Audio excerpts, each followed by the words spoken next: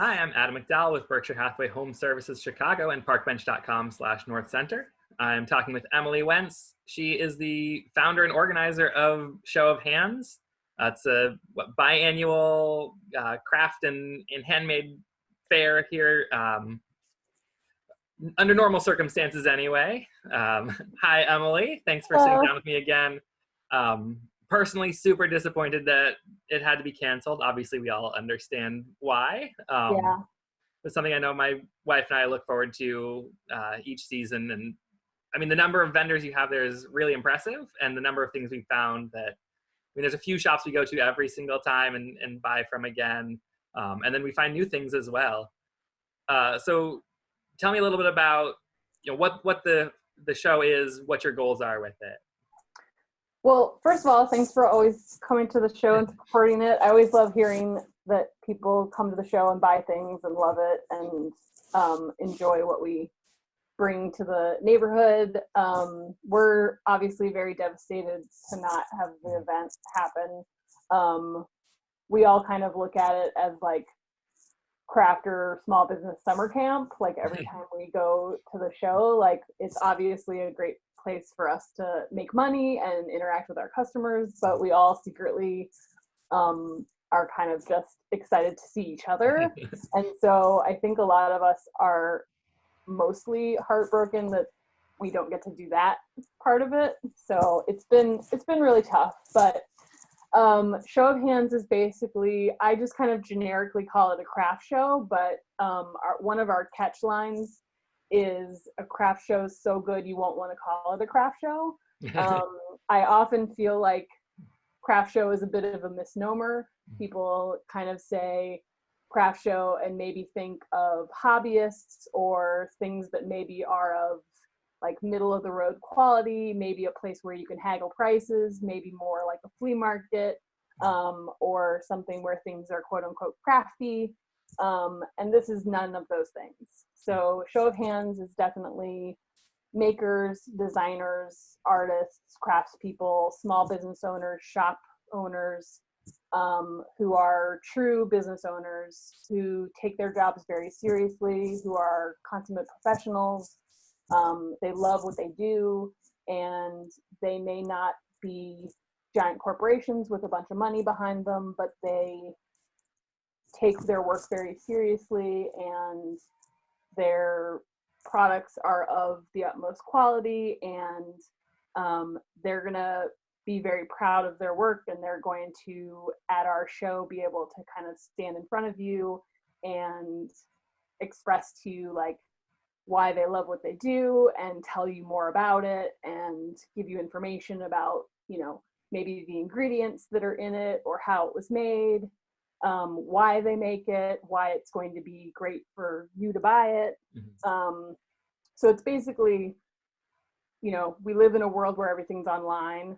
And so our show has, previous to now, been a place where you can interact with people one-on-one and touch the things that you want to buy and smell them and maybe sample them if there's something that's edible, try something on if it's clothing, and really like interact with the things and gain a new appreciation for it. So it's kind of a way for you to, get a really hands-on experience, like pun intended. And it helps our vendors gain new customers, get new sales, maybe find shops that they can sell their work at. And it's up to this point been, quite successful, and we're really proud of the makers that have grown their businesses through our markets. And, now we've kind of had to shift a little bit and change things around, and we're kind of, we're pretty hopeful for how we can adapt to what's going on. Yeah, I do want to touch on that before we move to what you're doing in the wake of quarantine and COVID-19. Yeah. One of the things that I know we're impressed with every year is just the amazing array of businesses that are there. You have everything from, there's some craft cocktail makers, there's, large scale wall art, small scale wall art, greeting cards, towels. I bought a bow tie from there one year. How how do you curate the show? How do you have this expansive array of makers? Yeah, there's kind of a lot of like math behind it. If you follow us on Show of Hands Chicago on Instagram, you'll see the fine art of the Post-it note wall, which is basically the first step in our curation process, which is, it may seem very rudimentary, but there's a lot of kind of fine tuning that goes into figuring out which kinds of vendors, how many of which kinds of vendors, which vendors complement each other, and which ones might be unnecessary competition for one another. We want the vendors to kind of all make sense in a larger group together. We don't want the shoppers to walk around and kind of have there be a vendor there that's like, well, that doesn't make sense. Why is that here? We want it to make sense in terms of the level of quality, the general price points. But then on the other hand, you also have to have enough of a variety that you attract a large audience, and we're not just fine tuning it to one kind of a shopper. So it's definitely like a crazy balancing act to make sure that there's enough of one thing, but not too much of one thing. So we have certain rules that we put into place. We have a rule about there can never be more than 20% of one category. So jewelry is a category that's always oversaturated at markets, and we always get kind of a lot in that category in applications. So that 20% rule always applies to jewelry makers. So if we have 100 vendors in the total show, we'll never have more than 20 jewelry makers, because we don't want to end up with 42 jewelry makers in a show of only 100 vendors, because then you as a shopper are going to walk around and be like, why is there so much jewelry here? Like, give me some jam. Like, I don't want to see all this jewelry. So we try to make sure that there's never too much of one thing.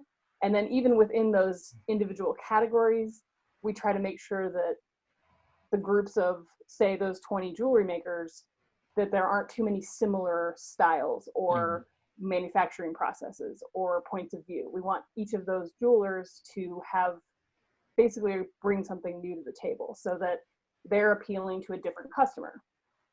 So I kind of go through the rounds of like narrowing it down and picking which vendors get in, probably 10 to 15 times before we actually come down to the final like 100 to 120 people that are in the show. Wow. And so it's definitely kind of like a nice balancing act, but at the end, it always feels really cohesive, and we like to make sure that everybody balances each other out and makes sense, so that the customers feel like there's new people to see, but then old favorites, and that, everybody's boxes are ticked and you kind of feel satisfied when you've left, even if maybe you didn't buy anything. So the curation process is really, really important. So we're really proud of the groups that we put together every time. And it's another thing that I'm really missing about not putting together the show coming up. Yeah, so as we mentioned a couple times now, you did have to cancel the spring show that was coming up imminently. So what are you doing to sort of replace that? What have you been doing to support the makers that have been vendors previously? Yeah, so we've been trying to just make sure that our social media continues, trying to support our community by, continuing to any endeavors that they're putting out there, like whatever our makers are doing. We kind of do that in general. We try to, in between shows, keep on top of what projects they're working on. If vendors launch a Kickstarter project, or if they're opening a new store, or if they've launched a new product, we try to, take that and put that on our social media and reach our audience, and bolster what they're doing, even when it's not directly related to a show, because that's ultimately kind of the point. So we're just trying to keep that going, even though there's not a show directly related to those marketing efforts. And then there's definitely a lot of, some of the events have been trying to put together like virtual markets, and we're definitely working on trying to figure out how we can do something like that. But the newest thing, we almost always have in between shows, we'll leave up the existing vendor lists. Mm-hmm. So the vendor lists from our most recent holiday show will remain up normally until we have a new list for the spring show. So the lists for our holiday shows and our Love Edition show that we did in February, those are still on the website, and people can go and look at those at any time. So we've been directing people there when they're asking for, like, who can we support? Who can we buy from? But those directories are pretty basic. Those directories are literally just a list of images with links to websites. That's all they are. Mm-hmm. So in an effort to try to push forward and give our vendors as much exposure as possible, we've actually created a new online directory that's interactive and searchable and sortable, where each vendor that's listed on there has a profile image, they have a bio, they have a place where they can put a promo code or some sort of promotional item that they're, a promotion that they're doing on their website. There's a location feature, there's category tags, there's links to their social media, there's links to their website. So it's a much more interactive way of finding out more about the vendors. Mm-hmm. And kind of like approximating as much as we can what it would be like to go to the show, even though we can't go to the show. So we're launching that. That'll be launched today on Monday, April 27th. And it'll be up on the site permanently. That's going to be a new feature on the site that's permanent. We're going to be updating it regularly, adding new features as we can figure them out and figure out what customers want and what our vendors need. And we're hoping that it allows people to, if they're thinking like, oh, I want a gift for Mother's Day, or, oh, I want to buy something for my coworkers that I miss, or, oh, I want to send somebody on my block something because I miss my neighbors. Like, we're hoping that your first thought can be, well, I want to support somebody that's a small business. How can I do that? Oh, well, somebody that's in Chicago would be great. Somebody that maybe even offers local delivery or free shipping or a promo code or something that's directly attached to show of hands. They can go on our website and search jewelry or search, sweets, eats and treats, or they can search pet supplies, or they can search, I want to find somebody that's in the city of Chicago. And then all those things will be sorted and they can immediately go and look up those people.